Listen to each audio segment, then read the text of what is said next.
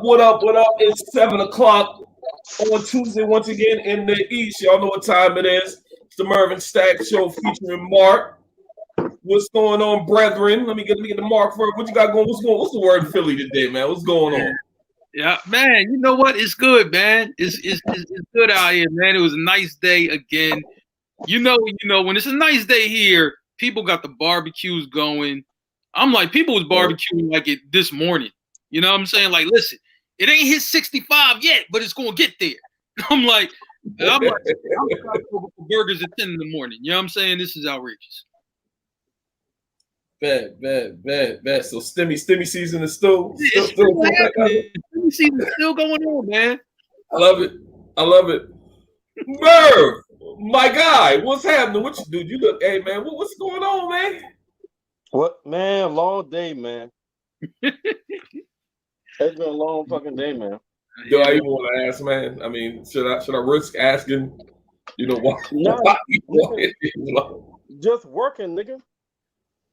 Oh, okay. Ain't nothing wrong. Ain't nothing wrong with making that paper, man. Ain't nothing wrong with that.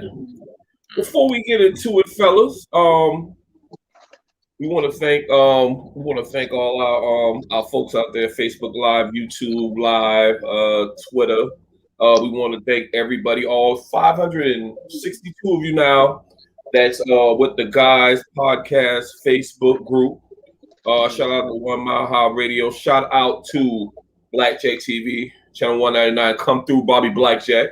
Shout out to Spotify. Shout out to iHeartRadio. And shout out to everybody in general who comes to kick it with us on Tuesday. If you joined us last night, real quick, another bomb ass show, The Vibes. Congratulations, Marc. You and Sean did your thing. I had to come, dude. Sean was getting a little bit too broad, man. You know, I had to slide up in, man. You know how he do. You know how he tried to do. He tried to do. You know how he tried to do all of us at the end of every show, man. I had to slide with my boy, man. I was like, man, well, he finds a way to put Jay-Z's name in it. I mean, he might slide in here and be like, yo, Jay-Z was hiding in the corner, you know what I mean, for, during Snowfall, you know what I mean, when Fatback was getting attacked. You know what I'm saying? I don't know. Right. He probably find some way to blame Fatback's murder on Jay-Z. He'd probably pin that on Jay-Z if he could. But we getting a little bit ahead of ourselves. Right. Absolutely. Episode we rolling into episode 6 of season 4. Titled "Say a Little Prayer." Very interesting episode. Now, what I'd like to do, but before we start, Merv, I don't know if you drinking. I know you eating. I know you just, but I'm here's what I want to show you. This is what I had to switch it up. Watermelon. I still had a bottle of this in the house.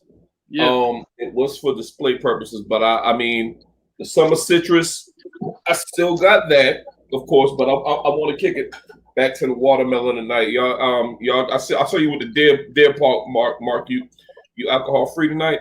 Ain't nothing wrong with it. Yeah, you know what I'm saying? Yeah, I got that on deck.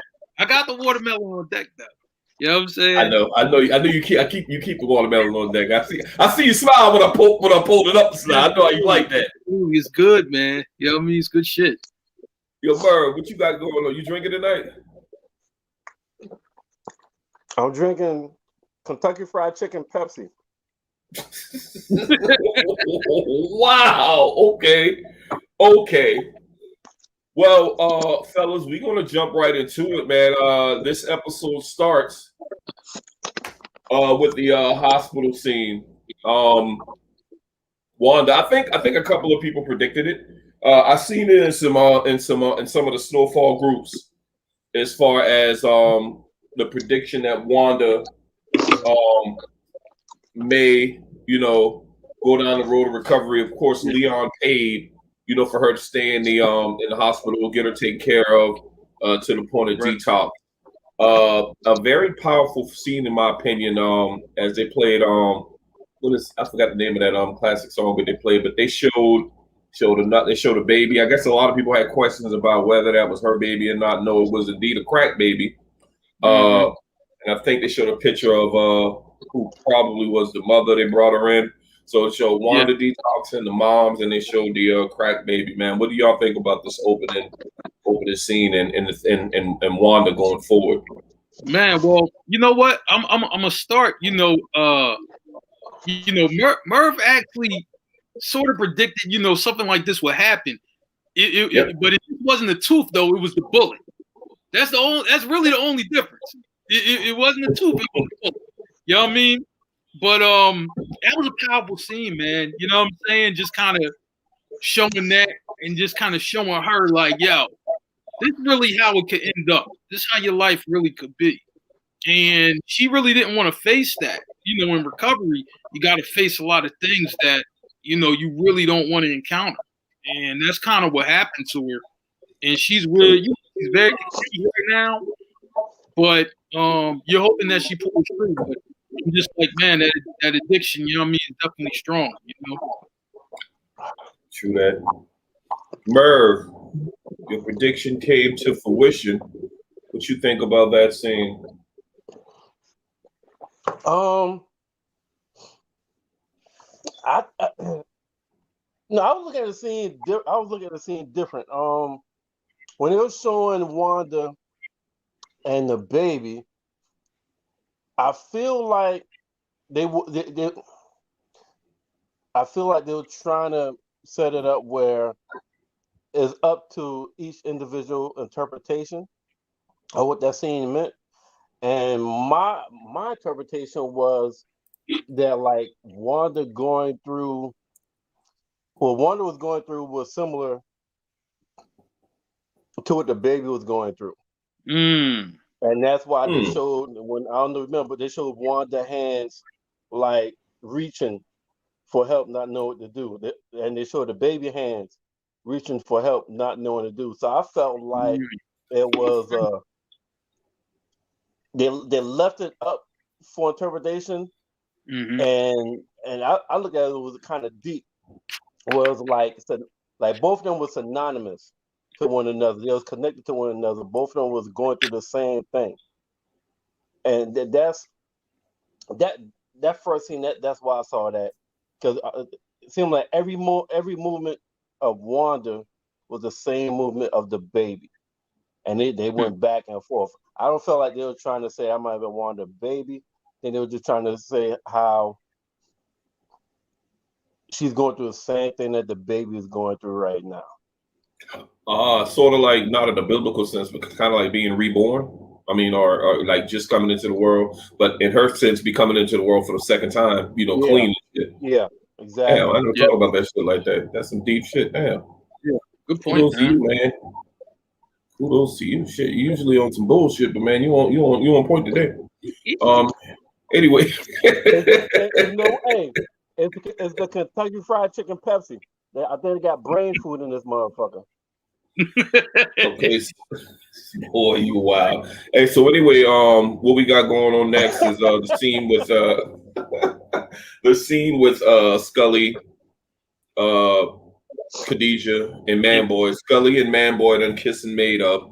Khadijah wants vengeance, and she wants it. She wants it now. Manboy is kind of meticulous as far as planning things of that nature. Scully's kind of a hardhead, but in this case, Scully is kind of shook because he feels as though that everything happening right now is God. He said, "Man, God is punishing us, man," or something like that. And he was really serious about it. But Khadijah, as you can see, Khadijah's like, "Fuck what both of y'all talking about," and she says something very key because her focus is to get retribution for her daughter. Go ahead, Merv. No, I know what the fuck you about to say. I was thinking the same shit.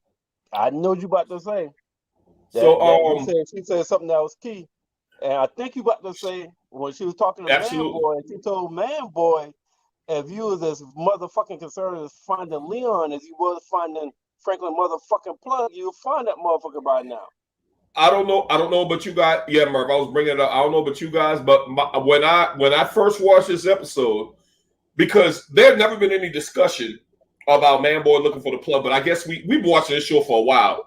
Like I think both of us, we all especially since that I got the plug, nigga. I pretty much came to the conclusion collectively. I can speak for y'all on this one because everybody, I think we all came to the conclusion like, man, boy's gonna try to find out who the plug is. So when Khadijah said that, my face kind of light up or whatever. I'm like, oh, okay. So as far as this scene goes, hold on. Why your face? No. Why your face lit up though? You can't just say that shit and then leave, motherfucker. Why your face lit up? Well, my face kind of like caught my attention, simply because they never mentioned it. We knew it, but I figured it would be something leading up to where Manboy has a scene where he actually tells us, or he's talking to somebody in his crew, that hey, yeah, I'm gonna find this plug. But I mean, it was all implied to us when they had that meeting, and Franklin let him know, bro, I got the plug. I mean, you say I ain't got nothing, but I got the plug. So that's why it really turned my attention. Now, what do you guys? What y'all think? What role y'all think? I mean, because Scully. Before you leave that right there, I thought we was on the same page, but no, you're in a whole nother chapter. You still in a chapter before me. Okay, explain. When she said that shit to Manboy, was I the only motherfucker that immediately went to the girl that Franklin is fucking and thinking that Manboy is that she's a fucking agent for Manboy? I'm the only motherfucker that immediately thought that shit. No, you know what I'm saying? I think we all started thinking that. You know what I'm saying? Franklin, because she just kind of slipped in there, you know. I'm just like, man, slipped by Yummy Louie, Aunt Lou. That was a little bit surprising, but anyway, back to the scene though. Yummy, but Mark, I felt like that was confirmation. To me, I felt like that was confirmation. Is it? When Khadijah said that to Manboy, if you was as concerned looking for Leon as he was for Franklin plug, we find the motherfucker by now. Like to me, I feel like that was confirmation. Like, oh, that motherfucker Franklin fucking is dirty. And that statement to me felt like confirmation. Well, and we need to recognize as well as that Manboy's crew, as well as Scully's crew, they are good at sending an agent posing as somebody to get what they need. Like for instance, when Scully them sent old girl over the Manboy's spot, and strung old boy. I mean, and him old boy up and be able to capture him and put him on the cross. And we will see later that well, Manboy has done any shit like that before? Well, Scully never really did. But here's the thing, though. Right before I get to Scully, I'm gonna say this about Manboy. Manboy always been talking shit to Franklin and Leon and whoever about, yo, man, I find my own connect. You know what I'm saying? He always been talking shit like that. So, for him to go after, for Franklin's plug, which is, Reed, aka Teddy McDonald. You know what I'm saying? Would not surprise me in the least, because he's always been talking that shit, since he's been on the show. But to Scully though, I think Scully's just having like kind of like a change of heart for right now. Like, yo, you know what? I went too far with my shit, and it cost Yami our daughter. So he's not in a vengeance mode right now. Yo, I'm trying to. I'm not saying that he's trying to give anybody a pass, but it's just like he has to sort through it to see what his plan of action will be going forward. You know what I'm saying? And sometimes when things like this happen, even in the real game, some crews just, crews might just squash it, for a time, right? Nothing's never truly squashed, but for a time, you know what, we'll back off a little bit, and then, we'll replan and then maybe ramp things up later. And I think that's where Scully is at. Manboy is very calculated. So he's just like, yo, I want to get at him, but right now, you know what I'm saying, we really got to think on how to get out. I mean, but Khadijah got other plans, and she just like, yo, look, we locked in right now. We got to go right now. And yeah, absolutely. Yeah. It's funny you say that, Mark, because Khadijah ain't trying to hear shit that Scully or Manboy trying to say if it ain't dealing with killing Leon and Fatback. Yeah, so now, she pretty much tell them, fuck what y'all talking about. I'm gonna go ahead and take care of this shit myself. Now, I didn't think that. I mean, and we'll get into later exactly what she did, but I didn't think she would take it that far. But I mean, I guess it's like that when you lose a child. Man, but I'll tell you something else, right? You know, and I hope I'm not getting ahead. I'm not getting to that part of it. But good, you know, we'll be all over the place. Be good. Yeah, I mean, I'm not getting there yet, right?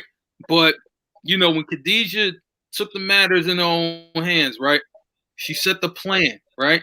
Now, this has happened in real life in some stories, you know what I mean, around the country where somebody else would bail out, you know what I mean, the guy that you want to get. You know what I'm saying? And you thinking, oh, it's the crew when they came in, you know what I mean, put that money down for me. Bless me. Actually, that did it. You know what I mean? And then set you up, you know what I'm saying, or whatever. That's really happened in real life, though. Like, you know what I'm saying? Like, yo, you ain't bail him out? Nah. You ain't? Nah. Oh, shit. Like, that stuff really has happened. It's actual cases of that actually happening. So that was a genius plan. You know what I'm saying? Because it's worked, you know, before. Like, it was a genius plan by Khadijah, you know, to bail him out to see where that goes. And as Merv always said, what is man's greatest downfall? The pussy. Hey, bro. Hey, Fatback. Hey, we gonna get ahead because we're gonna talk about it later anyway, boy. Hey, when Franklin, man, fuck it. We might go. Hey, let's go ahead and jump into that shit now. That nigga walk out. Like, first of all, like, man, no, man, how the fuck? Okay, I know why. All right, I know why he did it. So before I say this, yes, I understand why he did it. But how the fuck you really trust yourself to go with some random bitches that you really think that Franklin and Leon is gonna send females for you right now with the shit that's going on? Like that seemed like he could have been smarter than that. Merv, I'm gonna show a little sympathy towards Fatback. Okay, Fatback, like they said in the earlier season, that Fatback used to always be chasing around. What's the dude name looking for pussy crumbs? Fatback don't strike me as somebody that get ass on the regular, right? Now you got to realize as well, Merv, this dude is taking a major charge. He's going away. He's taking the charge. He's taking the weight, and his family gonna be taken care of. So I don't think it's far-fetched for him to think, damn, these dudes putting icing on the cake by getting me a threesome. This is what's up. Because he said himself, damn, these dudes doing me right. Remember he said that shit, Mark? Yeah, he definitely did. I mean, and man, it's crazy because he's walking out, right? Walking out, you know, I mean, the police station or whatever, right? And he's happy. Then he see the chick and he's happier. So he's like, oh, yeah. I got a they got me a bail and they got me a chick. Oh shit, man, this day can't get any better than this. You know what I'm saying? That's exactly what he was thinking. He was happy walking out before he even seen the chick. He was happy. So and Merv, once again though, okay, I get that. Both y'all got valid points. But my thing is, like, don't you like, if I'm him, I'm like, I understand why Leon may not be there, but one person I know that's like very hands-on is Franklin.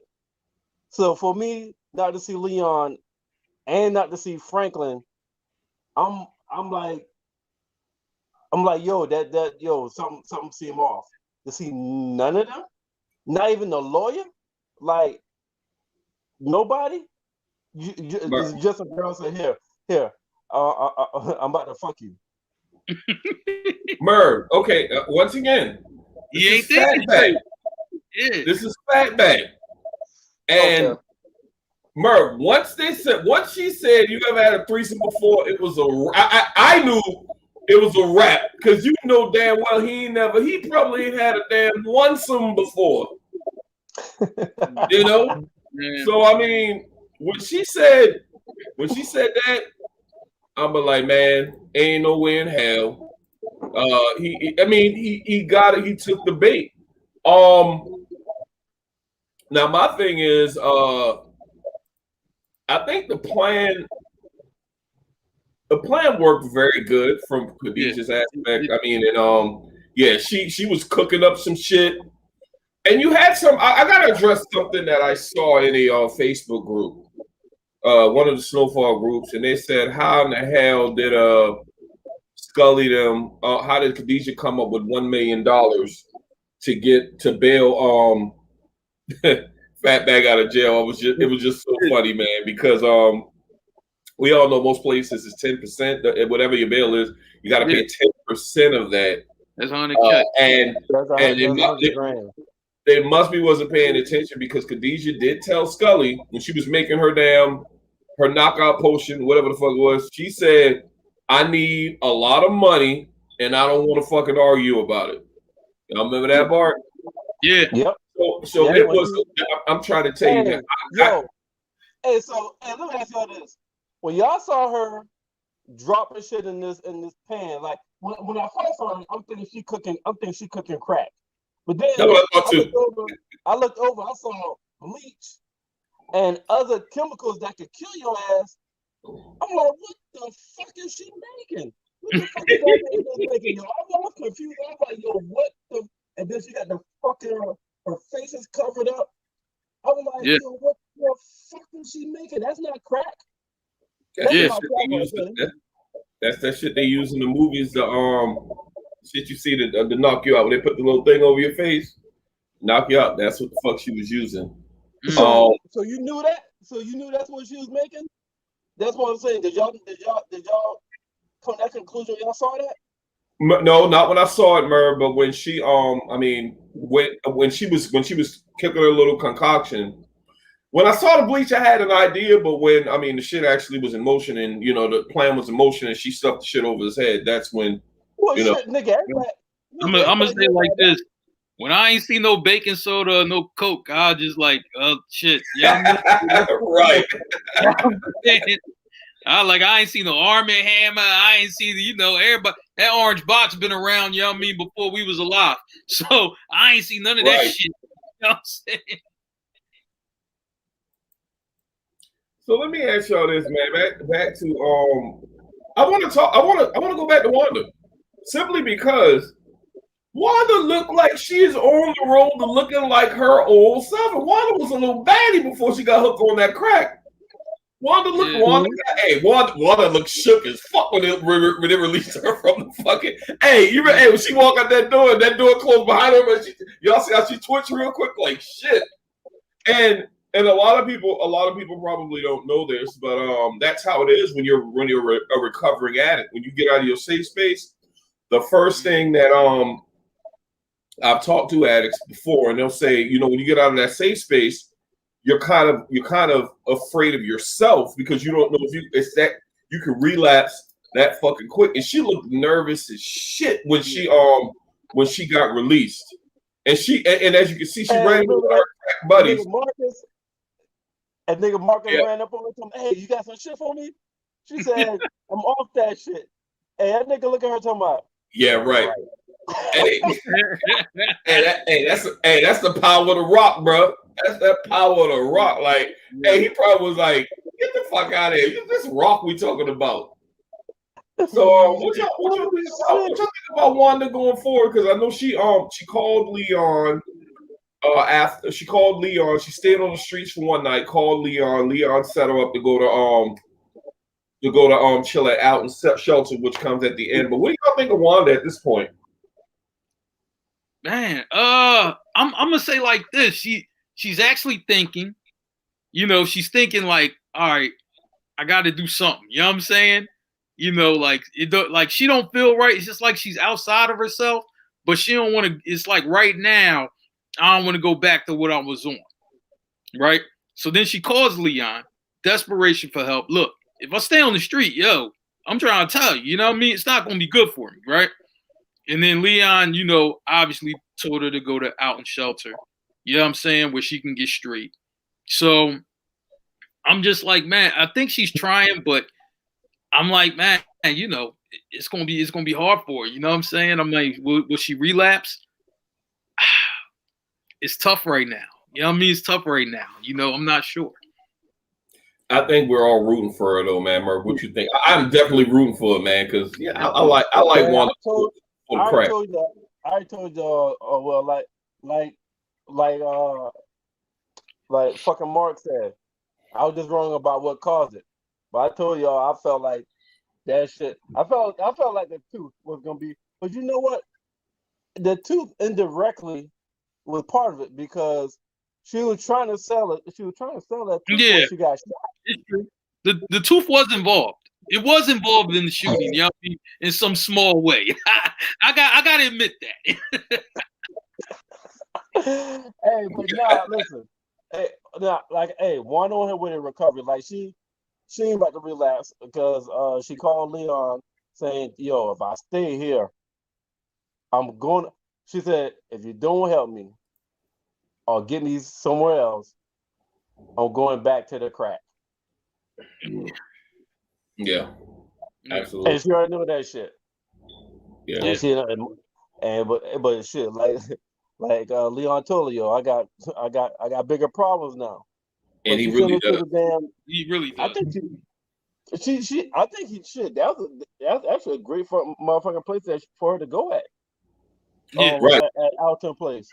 Mm-hmm. Right. Yeah, I agree. Now, what I would like to do is I'd like to go back to the very beginning because we didn't address something, and then I'm gonna bring y'all back to where we're at now. Reed. I think this show opens on where Reed gets that phone call. Man, that was a tough moment, man. Reed's father called him, and we all know from previous season, Reed has his brother Matt, but for some reason his father fucking hates him and loves his brother. Like loves him like there was a weird scene when they came to see their father. It was like Reed was a fucking visitor and Matt was the son or whatever. So his dad calls him and said, your brother passed, he had a heart attack, and he said I could be on a plane. It's like, no need. Funeral was yesterday, he died 2 weeks ago. Bro, I know you guys, both of you guys have brothers. Mm-hmm. But bro, I don't know what I would do if somebody would have called me and tell me, you know, your brother passed. Well, your 2 weeks ago, passed, and the damn funeral was yesterday. And the funeral was yesterday. So now my thing about that, the reason I have Reed as inconsolable, and I have it as in question mark because Reed is a CIA operative.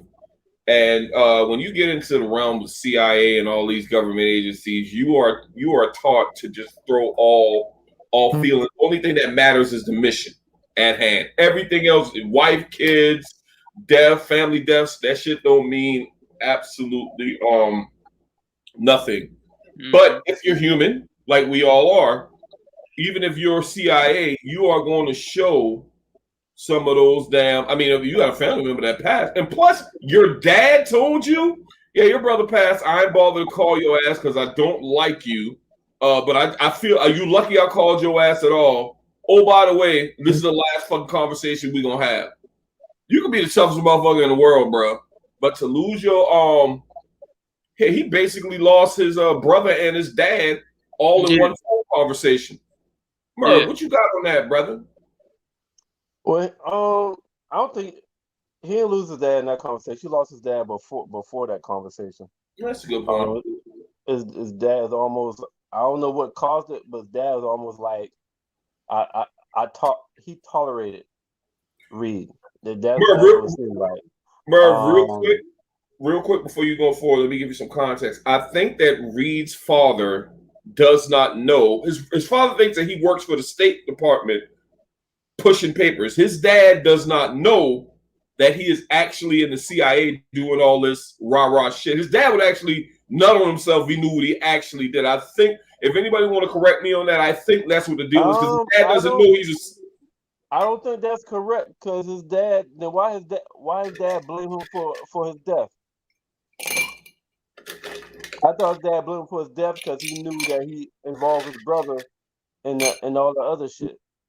Yeah, I think he knew. I'm not saying he knew exactly, what his son did, but he knew he was on some shit. That's what I think. I think he knew he was on some shit, and it's just like, you brought your brother into this, because I remember. It might have been even 2 seasons ago when we were introduced to the father. Where what I'm saying, his father just was coming at him, and just like, yo, you fuck this up with your brother, and basically kind of talking to him like that. You know what I'm saying? Just, don't mess up with, mess up your brother behind your bullshit. I think that conversation did happen maybe a couple seasons ago. Yeah, because he was talking to him, saying, why you can't stick around there and clean? You expect us to clean up your messes for you and shit like that. But I think I interrupted you, Merv, when you was going in about the whole. You said that he lost his dad before that, which I agree. Keep going. Yeah, he lost that before that, and was really just finding out your brother died, already had a funeral and everything after the fact. I don't even think that's what's fucking with him. I really don't think that's his dad doing what he did.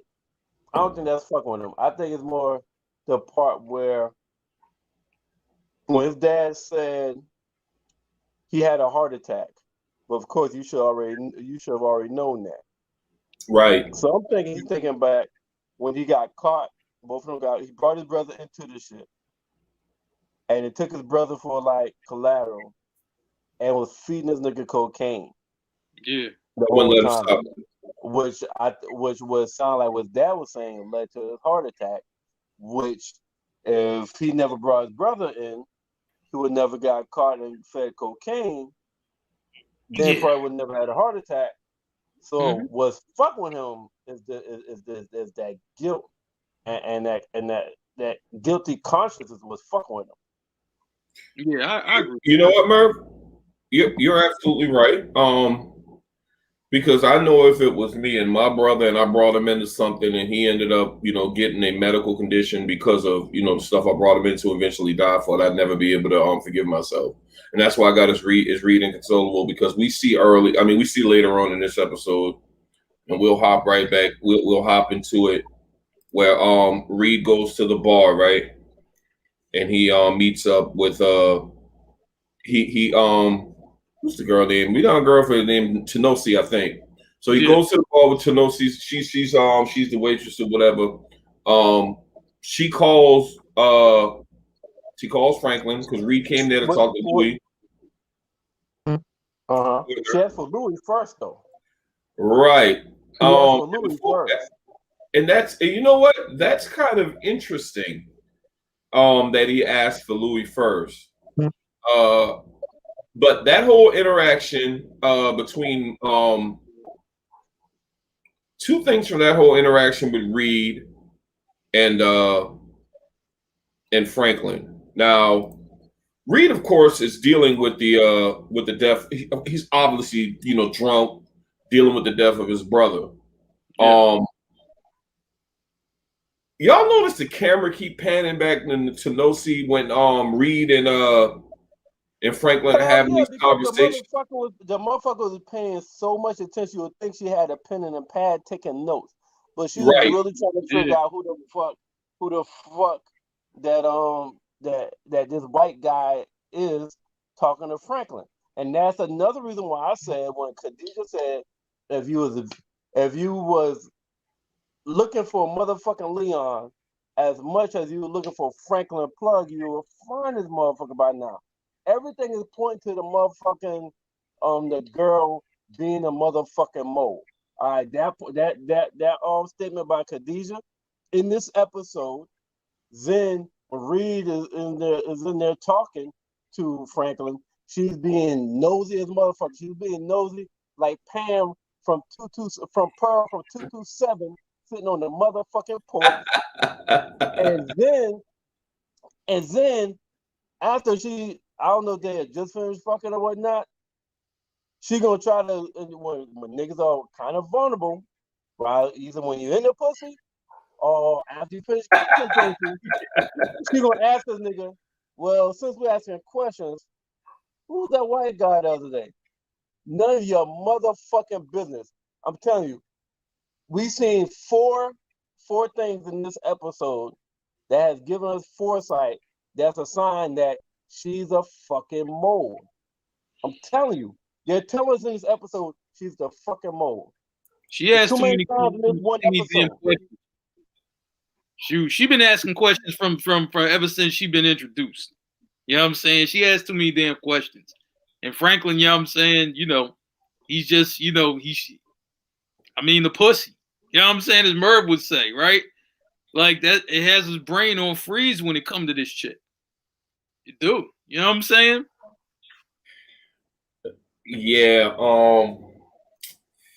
It's a real. I mean, she takes ear hustling to a whole right. She's asking way too many fucking questions, man. She takes ear hustling to a whole nother level. But I want to know if she heard. I want to know if she heard when Reed told Franklin that everybody's replaceable, and then he repeated that because he ain't say that quietly. He ain't say that quietly. He did. No, he did. So I want to know. I can't wait till it come out to see if she heard that shit. Well, I'm gonna throw a question out there then, in reference to Tenosi in this whole situation. Was she sent in by Manboy or possibly? I mean, this is a theory that we have. The reporter, I don't know the broad name, but she does favor. She looks like she's mixed, and she does favor that reporter chick, man. So, anybody got a theory about the Tenosi beat? I mean, I guess the obvious would be that Manboy. I mean, I don't know if it would be too predictable to say that Manboy sent her in there, since that's what they do. They'll send in like chicks to fucking disrupt motherfuckers because of the power of the PUSSY. Or I don't think well, it ain't a mother because a mother ain't really talking like that. Yeah, I don't think it's the reporter daughter because they don't talk. You know what I'm saying? So I just don't think it is. When I first saw the rumor, I thought it might have been a strong possibility. But when last episode and the motherfucking paper was about to go under, and they told her, you got to find us a source, or it's not a fucking story. In my opinion, that would have been the time that she was like, yo, I got somebody on the end looking for me right now. I need some time. The fact that she didn't say that shit, and she went to prison to talk to motherfuckers incarcerated, that's why I'm like, nah, that's not her daughter. That's Manboy mode. I'm telling y'all, that's fucking Manboy. Yeah, I just don't think it's the reporter. You know what I'm saying? I don't think so. I just didn't get the feeling. I didn't get that feeling from that. All right, man. Well, let's back up a little bit. Let's talk about Louis and Jerome's the trip to Arkansas. Louis is getting with one of her homegirls and her husband so they can, it's all about expansion. And Franklin is trying to expand because he's looking at an end game. His mother's on his ass about this being an end game. So Franklin is trying to strategize to make more money to fund this war so he can get out of the drug game for good. So his idea of quickly being able to do that is expansion, of course. So they go to Little Rock. I think it's dope how they had the dope in the speakers. That was hot. I really did love that part. Very old school. You know what I'm saying? But yes. Well, this is all the I damn could think. 80s. Oh yeah, yeah. What I could think, all I could think about is the term. They say the term "country dumb." You know, when you because I know up north. I know y'all use that term up north, Mark, and I ain't mad at y'all when y'all say yeah, folks down south kind of gullible, country dumb, and all that stuff. But I don't know if y'all see the conflict between Jerome and Louis because I think Jerome is thinking in the sense we're in LA, we know how this shit go down. I don't really feel comfortable bringing this shit to these country folks and blowing up their lives like that because we all know what that crack can do. I mean, it can make you a whole lot of money, but it can get motherfuckers killed. It can get motherfuckers hooked. Because don't you think it's mighty funny that it seemed like the first thing these motherfuckers wanted to do was try the shit. And Louis was like, "Hey, check this shit out. Whoa, wait a fucking minute. Y'all cannot smoke this shit under no circumstances." What do y'all think about the whole Arkansas thing? Man. Hey, well. Go ahead, Merv. Well, look at him. Yeah. Hey, somebody did a meme and circled the boyfriend is going to be the problem. I totally fucking disagree. Me too. That nigga in the middle. That nigga in the middle. Yeah. Hey, he's about to fuck everything up. Hey, Merv. Hey, yo, for real. His attitude, like, when they told him he couldn't smoke the crack, he's like, y'all ain't no fun. Like, hold on, bro.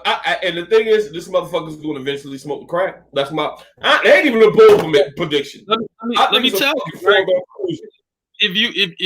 I think y'all probably peeped this in the episode, right?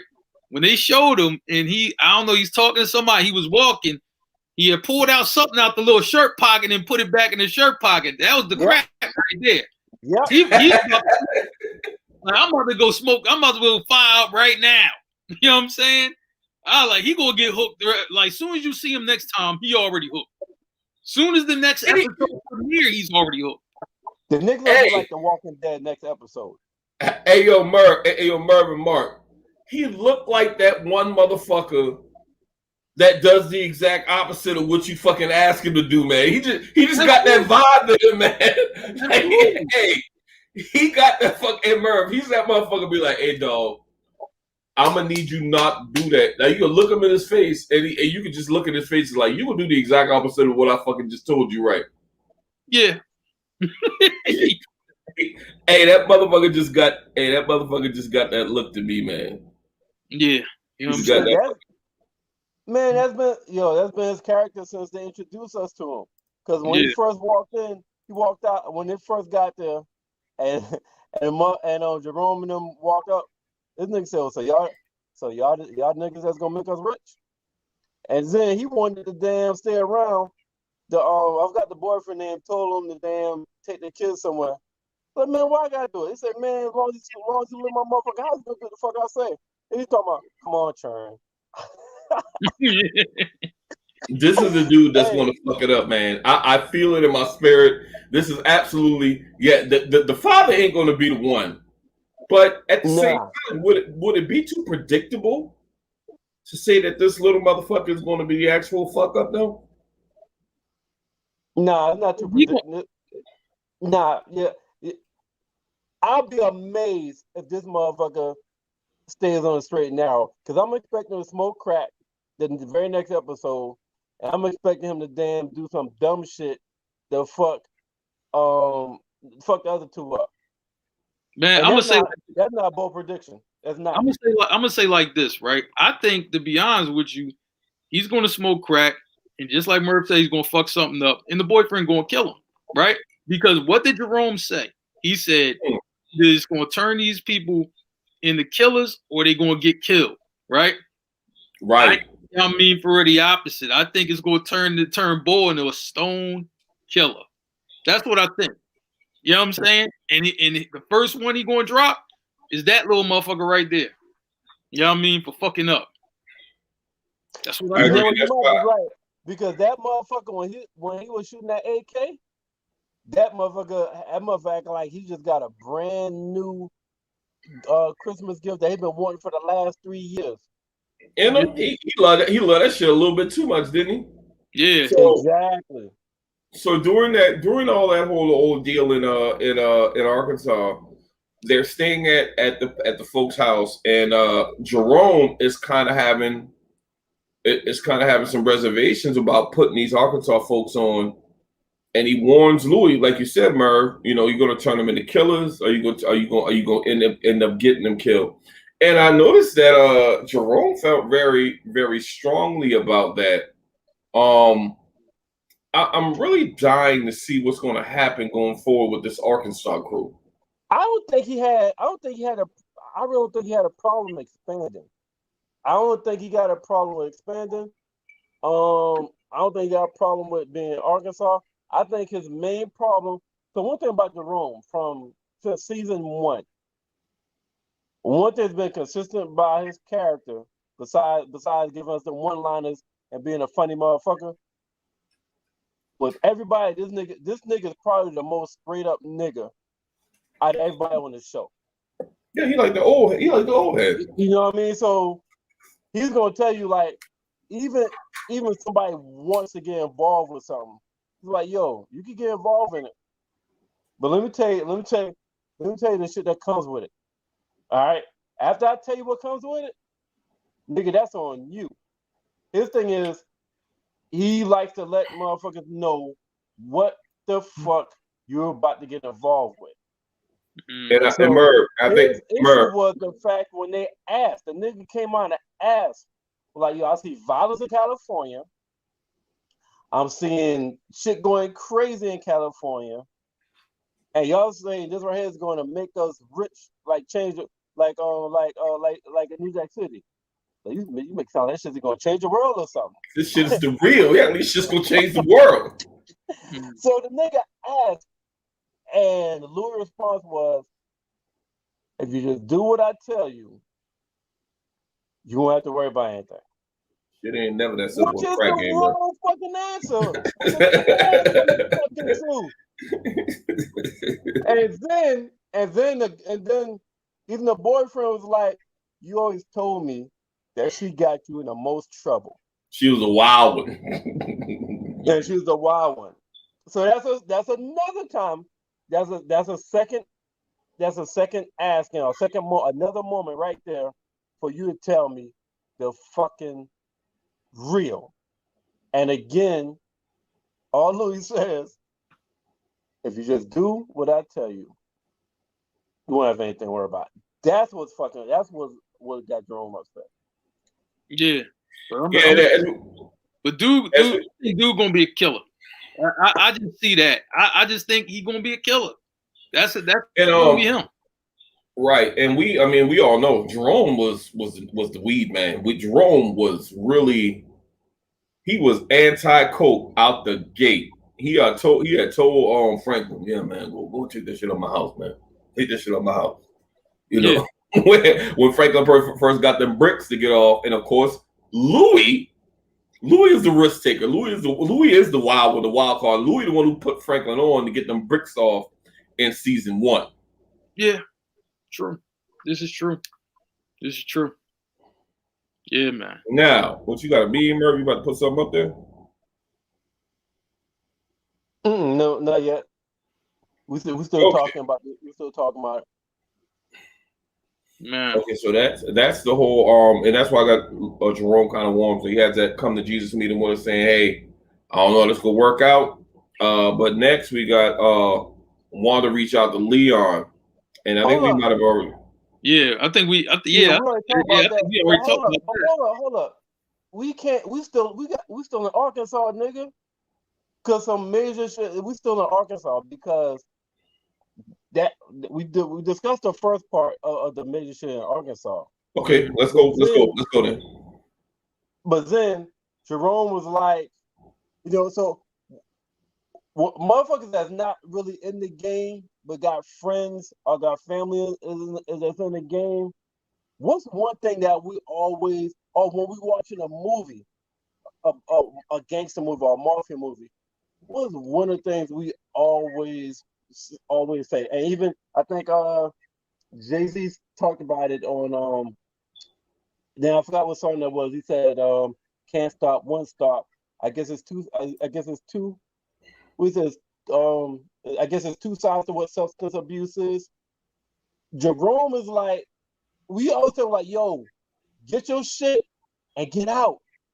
Like, why the fuck stay in? Like, you done got what? If you was in debt, you got no more debt. You got your house, you got all the shit. Like, nigga, get out. Because it's either jail or graveyard. And nigga, you, as of right now, you made it. Get the fuck out. So Jerome was like, nigga, Jerome's like, Lou, we got this shit to get rich. You got rich, you got the club. The club. I got my shop. We got jewelry, clothes. We got a house. We got jewelry. We being greedy right now. What? Why the fuck are we in it? And that's what made Louis crack. Yeah. Because she had no other answer. She had no other response. Because Jerome was absolutely fucking right. So she had no choice but to buckle down in that car and tell this nigga the deal. Yep. So that comes to the part where she actually tells Jerome that Reed is CIA, and Jerome is clearly hurt because he's on the outside. He was on the outside looking in, and she said that Franklin wanted it that way, and he looks really hurt by that. I don't know. Where does Jerome go from here? Because he looked like he was right.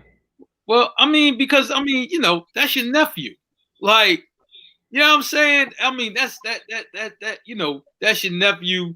Yeah, it's my favorite nephew. That's my favorite uncle. When you had that type of relationship, with your nephew, and then your nephew holds something like that back from you, yeah, that's gonna hurt, man. You know what I'm saying? Like, I'm trying to tell you, I felt them on it. Because I was like, man, I'm watching the show. I'm thinking about my own nephews. Like, if they held something back on me, like, the fuck? Like, nigga, do you know who I am? Like, you know what I'm saying? Like, that'll hurt. You know what I'm saying? I think Jerome just feels like, I can't even believe that, man. Like, the way we bang, you ain't trust me to tell me that or to let me know that, to keep something from me like that. Like, that shit ain't cool. And I'm like, Franklin came to him first to try to get the coke off, like all the way in the beginning. Yeah. Right. All right, so that's not cool. So let's play a little. I want to play a little devil's advocate. Like Franklin said, he was doing it he wanted that way to protect him. Now, Jerome is not as calculated as Louis. No, the one is. I think Louis is the smartest person, like, on the show, personally. I agree with you. Even more so than Franklin? Yeah, hell yeah. Yeah, because trust me, that Leon shit would never happen with Louis, no matter who Leon. Louis is the most business oriented motherfucker on the show. Like, she looked at everything as business. Everything. You know what I'm saying? When she went to fuck the owner of the club, that was business. Everything she's done so far has really been about the business, except that one time she left Jerome. But she's really been about the business. But what I was saying is Jerome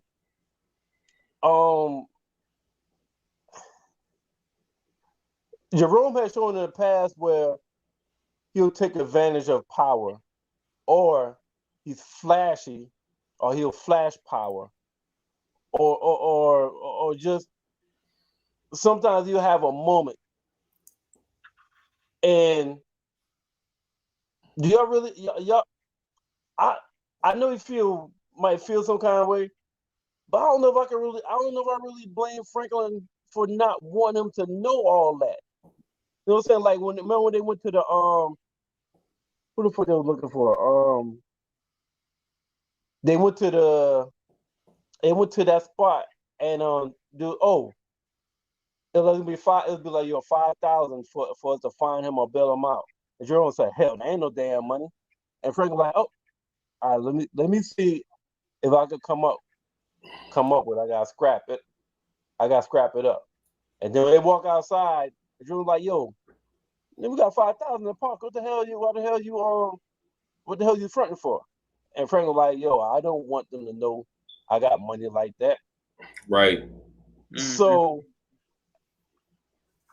I think he had good cars. Okay. Not to say everything to Jerome. Yeah. True. You know what I mean? All right, now. Yeah, makes sense. All right, so moving right along, there's a scene with Reed. He got his one of his CIA handlers. He comes in. Reed is all kinds of fucked up, man. He got Gustavo there. He doesn't tell Gustavo, aka Hudioso. He doesn't tell him that his brother was killed. But this handler comes in and says that, and he pretty much tells him, "Hey, man, I can go ahead and slide up in here for you. I can get all the information, and I can keep this going." But Reed ain't having none of that shit. Matter of fact, he gave him the condolences for his brother, and Reed was like, "Yeah, that's it. What else you got for me?" And I guess that's what triggered Reed to go talk to Franklin, because he found out the Contras is losing ground. He found out that Avi money, they did the financial check on Avi. That didn't pan out the way Reed needed it to do. So he figured he had to go visit Franklin to see why shit's so fucked up. Yeah. Does Reed need a break, y'all? Nah. Listen. What he needs, he can't get. What he really needs, he can't fucking get. He don't need a break, because if that incident never happens with his brother, the scene with Franklin never happens. The other breakdown that we see and the shit that's never happens. The shit that shit he's been doing CIA bullshit for the longest. He can handle that shit. He done had a wife try to stab him in the back from CIA. He done had another handler trying to stab him. Dealing with the CIA and the business shit is nothing for him. I mean, it's tiresome. You got to deal with bullshit. You got to save people. You got to cover people's ass. That shit wasn't one of him. That shit, it was up and down. The shit he needs is for his brother to be back. And you can't get that. Yeah, can't get that at all. He don't need a break. It's his brother. His brother got that whole shit got him fucked up. And that's why he's kind of emotional and he's kind of acting a little out of the ordinary. That's a good point, Tina. Mm-hmm. Yeah, I absolutely agree. So the next scene, well, and that leads into, I think we already talked about where they have that scene in the club and they're talking, and old girl is just ear hustling just a little bit too much for my taste, man. Me too. She just ear hustling just a little bit too much for my taste. So the next we go into the portion where Franklin and Peaches discovers Fatback. I'm gonna tell you like this, man. They said that term, hell have no fury than a woman scorn. And I mean, losing your kid like that, that's going to make you scorn. And that's why you get, if somebody like Khadijah. Yeah, I was about to say, we got to talk. We can't talk about them finding the body. Like we got to go back. We got to go back 5 minutes before that body. Okay, well, let's do that. Let's do that. Khadijah stabbed Fatback like she was Michael fucking Myers. I mean, right, just hacking the shit out of him. Hack. I mean, she was stabbing him everywhere. I'm like, I wouldn't be surprised if Fatback got stabbed about 75 times. I'm dead serious. She was stabbing him everywhere. Now the thing is, people like, yo, man, Fatback was keeping it real. He didn't give up his partner. I'm like, I really don't think he knew where Leon was. He didn't know. He didn't know. So I'm just like, yo, I'm like, I don't think he would have gave up Leon even if he did know. But he didn't know. It's just like, look, I don't know. Like, and she just started hacking away. but I mean, she was stabbing him over and over and over again. That was nuts. You know what I'm saying? I loved it. But I'm like, man, that was crazy right there. I was like, that was straight out of a horror flick. You know what I'm saying? But you lose your child, you will it was unthinkable. It was brutal. Yeah. It was brutal, but I think that scene was necessary because it matched the pain and the vengeance that she wanted as far as her kid dying in her arms. So, I mean, I had no problem with the scene because, I mean, when I was watching it, I was thinking about how brutal it was. And then I was thinking about, okay, if I had a kid, you know, and that happened to me and my kid died in my arm.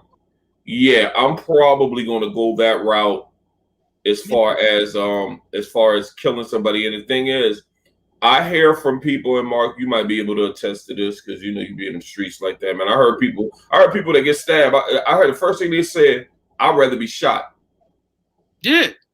I mean, because like, man, like you get stabbed and it's just like, yo, like the second it happens, you know what I'm saying? It's like you don't really feel it. Like, I mean, one of my partners who was in jail, right? And he was just like, he got stabbed in this fight that he's telling me about. And he was just like, yo, he's like, when you're in the mix, you don't feel it. But then he's just like, man, you know, like after the fight was over, he's like, I got poked like 3-4 times. He's like, I'm losing oxygen. You know what I'm saying? I'm having trouble breathing, right? And then you start to look and you see all the blood. You know what I'm saying? And he's like, when you look at that, he like, yo, I passed out. You know what I'm saying? But that's normal. You know what I'm saying? When it happens, when you get shot, it's just like, yo, it happens. It's quick. You know what I'm saying? Hopefully it's not, you know what I mean, a life-altering type of thing. But if it's a fleshy part, you know what I'm saying? You know, you definitely could be saved. But stabbing's personal, man. It's personal. And, you know what I'm saying? It really messes with you when you see all the blood. You know, as far as what I've heard, it really messes with you. People who've been shot, you know what I'm saying? It don't mess with you like you being stabbed. You know what I'm saying? And this is from people who've been shot and been stabbed that I know. Let me ask you this, though. I think Leon being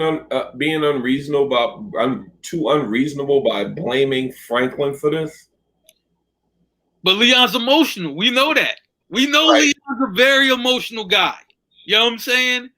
I'm not surprised that he blamed Franklin for that because it was like, yo, man, you told him we were gonna take care of him and all this, and I get it. You know what I'm saying? You know, and the thing is that Franklin, who's usually, you know, controlled, smart, everything like that, I'm going to say, you know, like, man, you know, Keisha, you know what I mean, for Khadijah got a one-up on him because, like, man, like, yo, you know what I mean, for they you know, she had bailed him before, you know what I mean, a lawyer or Franklin and anybody could get to him. She was just smarter on that play. You know what I'm saying? And, you know, that's kind of how it happened. And the thing is, though, with Fatback, right, and Leon, when you think about it, you know, they were turning themselves in for questioning. This wasn't, you know what I'm saying, you know, like, yo, man, you did it. We got all the evidence, you know what I'm saying? Like, nah. You know what I mean? When Franklin explained to Fatback, like, listen, we're going to get you the best lawyers. This is, you know what I mean, you know, like, we need you to do the stretch if you know, if it come to that. But, you know what I mean, we got good lawyers. We might be able to get you off this joint. You know what I'm saying? And if you think from the evidence, all they said was like, yo, Leon and Fatback got fingerprints on a bullet. They don't got no gun. You know what I mean? For no witnesses who gonna come forward on no shit like that. There's a chance they could have beat the case. And see, and my thing is with that, I mean, in that planning of all of that, I mean, Fatback, like Franklin said, Leon, he told Fatback that he'd get accessory if he tell him that Eagle Kid was the one that pulled the trigger. But at the same time, why wasn't they thinking like, okay, if that's the case, wouldn't Leon still fall under being an accessory? Because Franklin said, yeah, we need you here so you can just, you know, you can still run the projects or whatever. And I was thinking to myself, well, how the fuck are you gonna do that? Because he's still implicated in this murder. Even if they tell investigators that Eager Kid did it, he's still an accessory, just like Fatback was, in my opinion. Yeah. You know what I mean? And his hand is on evidence. You know what I'm saying? So still accessory. So I left this up there. Huh? Wait, Merv.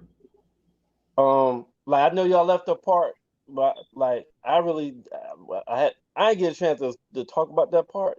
Like, I gotta go back to the scene of Khadijah and Fatback. Y'all remember what the title of this episode is? Say a little prayer. Mm-hmm. Shit. Yep. Did y'all hear what Khadijah told Fatback right before she blanked the fuck out? So let motherfucker say a little prayer, because I mean the thing is that translation, I'm about to kill you now. You ain't giving me what I want. I'm about to kill you. I'm about to make you suffer like y'all made I can't get the shooter who I know the shooter. So I'm gonna make you suffer like I watched my daughter suffer. And dude, that people keep giving I forgot her name, her real name, but she is doing one hell of a job as an actress as far as all this. She's doing an amazing fucking job. Wait a minute, y'all mean for before you go, Merv? No, Fatback, y'all mean for was on the news just like Leon was. Trust me, y'all I'm saying he he wouldn't be alive for that much longer. He might have not died the way he died, but he would have ended up dying anyway. You know what I'm saying? It wouldn't have been just left at Leon and that's it. You know what I mean? Nah, we got to kill everybody. You know what I'm saying? That's the way that game usually go. Now my thing is that, and it's like you said, Mark, like Tina did make a good point. Leon told Franklin that he'd do the stretch. Yeah. Now I think the loyalty to Franklin and Leon are like brothers, and he did tell him, like, dude, you're valuable. You're like a lieutenant. Fatback is a soldier. Soldiers, when shit like this happen, you don't really have big dogs that's taking the fucking weight of the charges. You usually have a soldier that takes the charge. It usually goes out exactly how they explained it to Fatback. Like, you're gonna do this stretch. We'll get you protection inside. We're gonna pay your family $5,000 a month, and you're going to get a $250,000 when you get out. That should sound good. But he's right though. That's real life shit. Like somebody that was in my family, God bless the day, that they got pulled over, and he was a big dog. And shit, the girl in the car ended up doing it. Saying that's my shit. Ended up doing this. That happens a lot. That happens a lot too. Yeah, like I know it personally happened with a family member. So yeah, that's real life shit. I mean, but Franklin is right. Hey Merv, hey, like Big said, conspiracy. She'll be home in 3. Until then, I looks out for the whole family. Exactly. That's me blowing like a bubble in the everyday struggle. Yep. Yeah, no doubt. I need Khadijah to get a fucking listen. These last 2 fucking episodes, Khadijah has been fucking brilliant. I don't think, and I know y'all probably like, yo, why does Merv keep going to this shit? Yo, that shit didn't look like acting. She really looked like somebody that was pissed off, a vigilante pissed off in real life that lost a motherfucking child. Like the way that she was stabbing this motherfucker, man, like the motion in her body, her arms, her facial expression, like you can see all of the intensity in her, all of the anger, all the emotions bottled up that she'll never see her fucking kid again because of your ass and your friend was the murder weapon, but you gonna protect this nigga that just killed my daughter? I gave you multiple chances to tell me where this nigga at. Oh, and check this out though. This is totally unrelated, but I mean, you guys will probably agree. They call these things crime of passion. It go to trial. If she get caught, she probably getting off. Depends based on the circumstances. To be perfectly honest with you, like this was the motherfucker that was there. He was there. He assisted in the killing of my child. So I kidnapped his ass and I stabbed him. Now that's murder, one like a motherfucker. But how many juries are going to convict her based on what happened to her? If you get, all you gotta do, whoever's picking, make sure you get six mothers on them. Yeah. Not getting convicted. Yeah. Okay. Okay, so those guys discovered the body. I already had that up there. Now I think this brings us to the God. I don't know this lady name, man. But I saw in a couple of Facebook groups how people acting like this is not a show, right? Like people are like, oh, y'all rooting for the bad guys. They're destroying the community, and no, motherfucker. Yes, I am. I am rooting for Franklin Saint and his family not to go to jail. I want them to be able to still get this money. I want them to still sling these bricks. I want them to expand and all that shit. Yes. So people need to stop with these shows, right? Look, I mean, we're rooting for Franklin. We rooted for James St. Patrick. I mean? Right. We rooted for Avon on the Wire. We rooted for Tony Soprano. You know what I'm saying? We always root for the bad guys in the crime drama. You know what I'm saying? Right. We never root against them. We just don't do it. Okay? Like for instance, you know one of my most hurtful moments in movie history was when Anthony snitched on the stand at the end of Goodfellas. That shit hurt my heart because I loved Ray Liotta. He was the main character. Hey, Merv, dude, that shit hurt me to my fucking core when he fucking snitched. Paulie looked out for this motherfucker since he was a little boy. And you gonna point this motherfucker out in court? Yeah. I wish they had a Goodfellas 2 where that motherfucker got popped like within the first 5 minutes, man.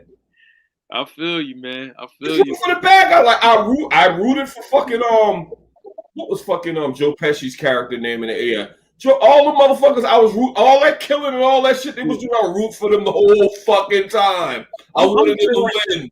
But I think the only time I didn't root for the bad guy was I didn't root for Nino Brown. I didn't root for Nino Brown in New Jack. I mean that might be like the only one I didn't root for. I just didn't root for. Nino Brown was a fucking psychopath. So I mean, yeah. But this reporter, bro, because he treated people like shit. Yeah. That's why you in root for him. Motherfucker had no morals, no values. He didn't have no line. He didn't. A lot of times, even kingpins or mafia motherfuckers, they have like rules that they follow. They might kill a motherfucker on Monday. But like Monday night, be like either you'd be like, yo, no woman, no children, or it might be like no innocence. It's like a lot of them motherfuckers still have rules that they follow. Yeah. Well, you got motherfuckers don't follow no fucking rules. And Merv, it was a putting the little girl up as a human shield for me. After that, like Nino, you ain't shit, bro. Like I mean, it's bro. He picked the little girl up. Yo, Marc. And I know that's probably one of the things. You got nieces. You love your nieces very much. I think that was at the point at which you was like, you know what, man, fuck Nino Brown, bro. I'm like, man, because I root for all of them. But like, he the only one that I couldn't root for. I'm thinking about all the movies. I'm like, damn, you know what I'm saying? And even if I didn't like a guy, it's not like, like, all right, well, I can understand how he could do this, right? Like, I even gave, like, Rico on Peyton for a pass. Like, all right, I understand you killed Mitch. Money-making Mitch was my man's. But I'm just like, dude had $500K on him. Like, all right, I get it, man. Yo, look, he got 500 right now. Yeah, I gotta kill him for that. Most real street niggas gonna do that. I don't like it, but more. Hey, that's fine. That's fine. You got 5 bricks right there. I didn't give him a pass for that. I'm sorry, pass. You know what I'm saying? But I was just like, but it's Nino. I couldn't give him a pass. But no, but back to this reporter though, right? Here's the thing, you know what I'm saying? She walked in there and Alton was just like, well, yo, if you don't leave them, call the cops. Well, who they coming to get? You know what I'm saying? Hey, they coming to get you? Because I know about the family. I'm just like, man, I think, she kind of she overplayed her hand a little bit. You know what I'm saying? Because I'm like, in the preview, Alton goes to the family and like, yo, this lady could bring the whole thing down. What we going to do here? You know what I'm saying? Or whatever. So I think the reporter, she's not afraid, for it to die for her story, right? But here's the thing though, right? I think, to be honest, I don't know how it's going to play out, right?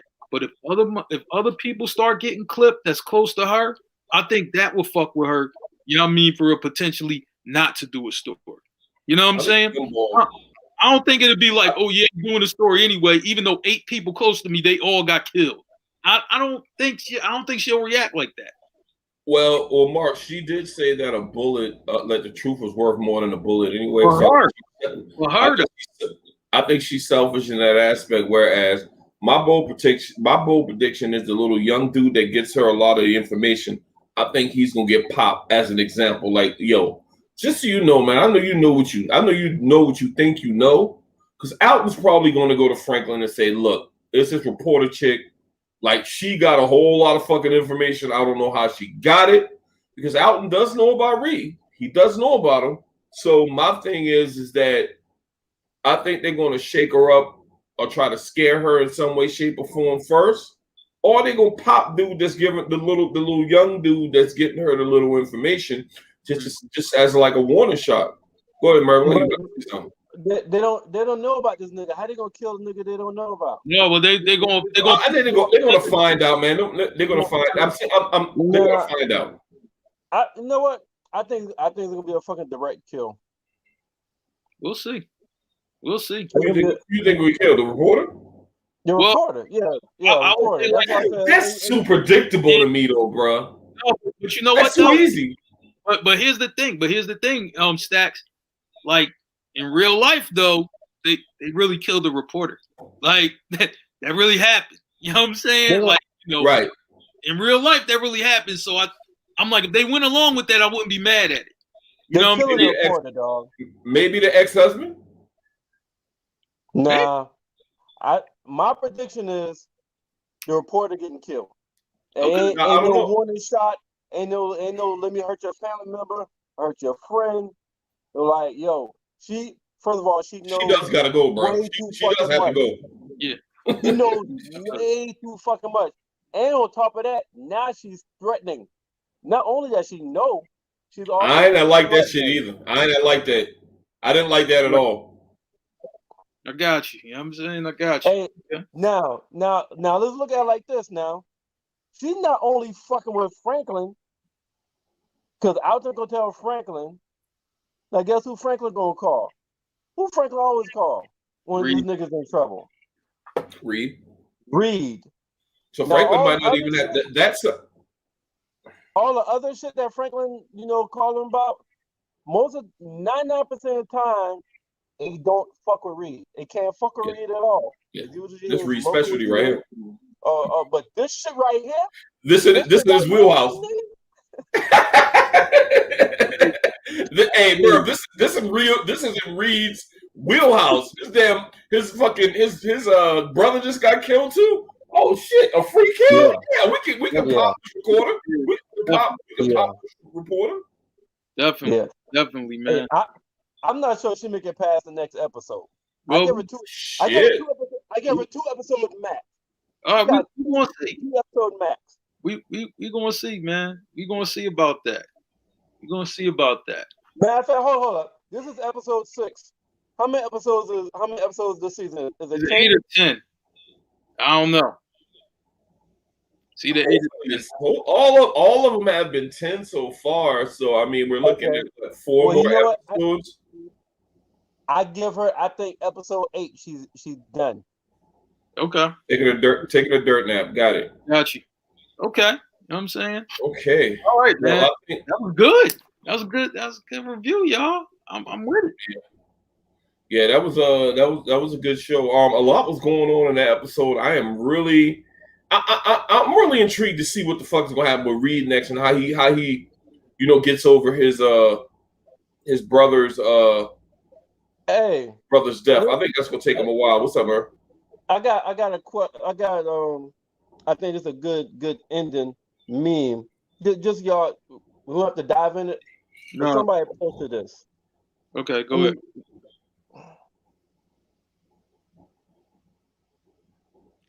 How many of y'all think that the writing is going too many different directions for just 7 episodes? Would y'all? Somebody posted in the Snowfall group. Would y'all think? Any thoughts on that? I say a little bit. I say it's a lot of different storylines going on. They're gonna have to tie them all. Like, you know, if the writing wants to continue to be good like it has been, they're gonna be able to tie all this shit up. You know what I'm saying? And we'll see if they're able to do it. Right. I think they're setting Merv and for you to say that mean I think they're setting us up because it has been all over the place. I ain't got no problem with the writing so far though, but I think they're setting us up because they're taking us all over the place to bring us back to a wow factor kill. Whereas I think a season 1 character that's on our side, as far as Franklin's side, is probably going to get popped. Don't know if it's going to be Louis. Don't know if it's going to be Jerome. Don't know who it's going to be. I don't think it's going to be Leon because I think that would be too predictable. But I think they're pulling us in all these directions. Like, I mean, if you watch The Walking Dead, nobody saw fucking Glenn's killing. That shit came out of fucking nowhere. I'm still hot about that. But I think they're setting us up for a major kill where everybody's just going to watch the show and be like, wow, what the fuck just happened? Yeah, definitely. That's why I think that's where we're heading. I don't know who. We can only speculate. Well, one thing, in my opinion, with the storylines, is a lot of different storylines. But to me, all the storylines, they're parallel. They're going at the same time, and I feel like all of them are parallel. And like you said, Stacks, they're gonna bring all the stories together at one point. Yeah, maybe I don't know, be this season or next. But that person that I think if anybody gets killed from Franklin's side, it's gonna be Jerome. Shit, and Merv, I would hate that because Jerome is probably my favorite character, man. For some reason, that's my guy. I would hate to see Jerome go, but I wouldn't be surprised if that would be a wild factor kill. That would be similar to somebody. I mean, give me somebody that died in The Wire. I still gotta watch this shit, man. Give me somebody that died in The Wire too soon, Mark. Ah, man. Jeez, you know what I'm saying? I'm like, everybody will say Stringer Bell because that was Idris Elba. That was everybody's favorite. That's a lot of people's favorite character. You know what I'm saying? I mean, you know, but he just did too much bullshit. You know what I'm saying? I'm like, man, you know, you got to go when you do too much bullshit. You know what I'm saying? But I think, you know, a lot of people were sad when they seen him, you know what I mean, seen him die. But I think personally, I think the guy that always deserves it the most, right? Or you think, you know what I mean, as the fans are watching the show, deserves the most. That's the person that doesn't get killed. You know? That's why I don't think Leon get killed. Obviously, Franklin, you know, is the star of the show. It's like Dre from Power. Like, this mother, how the fuck do you live that long? I mean, you know, Dre finally got what was coming to him in the end. You know what I'm saying? It took too long, though. But I'm just how these shows work. I'm like, you know, I mean, because I'm like, with The Wire, I mean, people hated Marlo Stanfield ever since he came on. And they really hated him just because he outsmarted Avon Barksdale and Stringer Bell, which was Wood Harris and Idris Elba's character. You know what I'm saying? He outsmarted them, and he was smarter than them in the streets. You know what I mean? It's not so much they hated him or who he was. They just hated that he beat the people they liked. Right. That's all. You know, so that's all that was, man. You know what I'm saying? But, you know, we're going to have to see what happens. We're going to have to see what happens. I'm interested in Jerome. I'm telling you, I was going to be Jerome. I feel you. Okay. First, kind of what you just said, Mark. I think that was Mark that said it. Is Stacks. It's usually the guy that probably don't deserve the nigga that deserves to die usually lasts the longest. Yeah. Jerome has been the most straight up. Jerome is the most old school. Yeah. And he's about the shits, but he's also probably the most calm. I don't use the word nice, but he's probably the most calm. Try to get back to bus stop out of everybody. Right. You know what I mean? He's the one that will want to do right and cares about doing right. Right. He's trying to get back to his shop. But good show, gentlemen. Another good show on the books. Shout out to Facebook Live, YouTube Live, One Mile Radio. Shout out to Spotify. Shout out to iHeart Radio. Y'all know we right back at it tomorrow at 8:00. Do we got a topic yet? We'll have one. Yeah, well, we actually got a topic. We working on a flyer. We actually taking Marc topic and kind of like Stack's topic, combined it is online the dating scene, online versus social. Oh, okay. Online versus social. So are you a Bumble? Are you Tinder? Or you prefer, you go to the bar, you go to the event, meet people in person. Right. So it's online versus traditional, online versus socializing. Whether you're behind a computer or mingling. Right. Okay, cool. I got you. And 8:00 tomorrow. Y'all know how we do, man. Monday to Wednesday. You got the vibes coming at you on Monday. Marc and Sean doing their thing. Excellent show last night, gentlemen. And you got us.